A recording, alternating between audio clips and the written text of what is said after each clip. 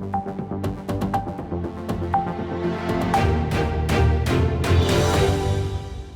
आप देख रहे हैं वॉइस आजकल। केंद्र सरकार द्वारा लाए गए कृषि कानूनों के खिलाफ लगातार किसान विरोध प्रदर्शन कर रहे हैं। ऐसे में किसानों के इन विरोध प्रदर्शन में काफी लोग उनके समर्थन में आते हुए नजर आ रहे हैं, जिसके बाद आज चंडीगढ़ में हरियाणा के चरखी दादरी से विधायक सोमवीर सांगवान भी किसानों के समर्थन में आते हुए नजर आए, जहां उन्होंने आज प्रेस वार्ता कर कहा कि केंद्र सरकार उद्योगपतियों के हाथों में खेल रही है। साथ ही उद्योगपति हमारी इस भारत को गुलाम बनाने में लगे हुए हैं।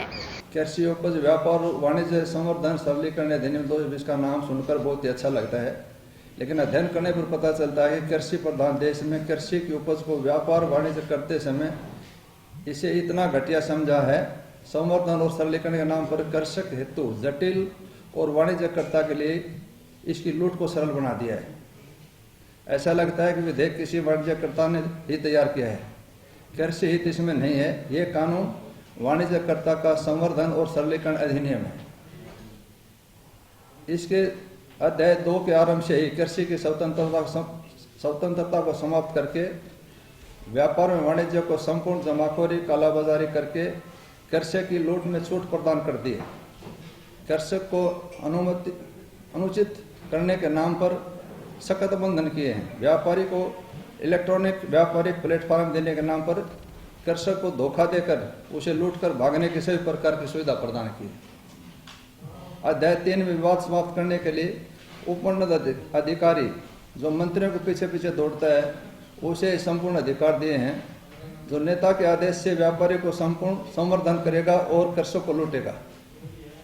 अध्याय 4 में दंड प्रावधान बहुत ही कमजोर है। कृषक की लूट कर भागने की व्यवस्था पहले से मौजूद है।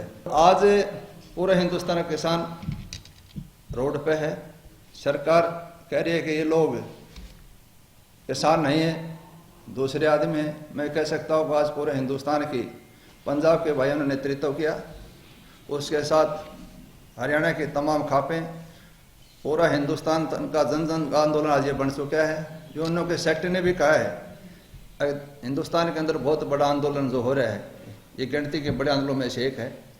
तो इसलिए मेरी इस मंच के माध्यम से ये सरकार को भी मैं कहता हूँ, आह्वान करता हूँ, ये तीनों काले कानून रद्द करके कोई चौथा कानून किसानों के बीच बैठ के किसानों से विशेषज्ञों से सलाह लेके बनाया जाए, जिसमें किसान का भी भला हो, प्रदेश का भी भला हो, देश का भी भला हो। आज अरबों खरबों का नुकसान इस 2 डिग्री सेल्सियस टेम्परेचर के अंदर किसान रोड के ऊपर पिछले 35-36 दिन से बैठे हुए हैं।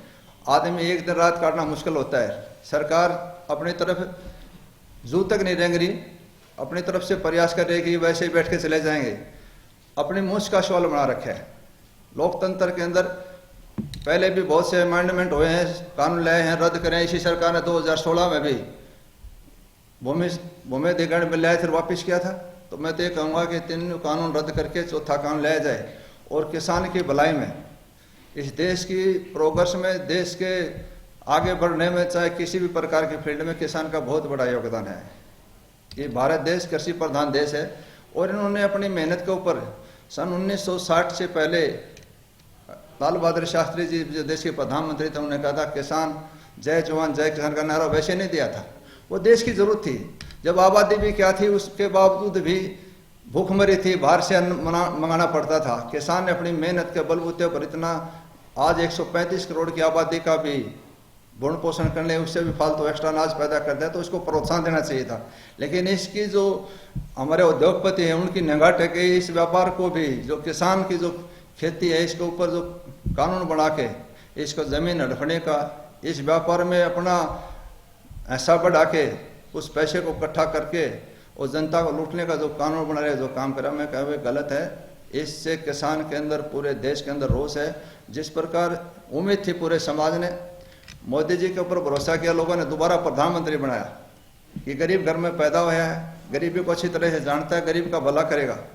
लेकिन किस कारण, ये मैं नहीं सोच सकता कैसे क्या चूक करी, ये कैसे मामला होया।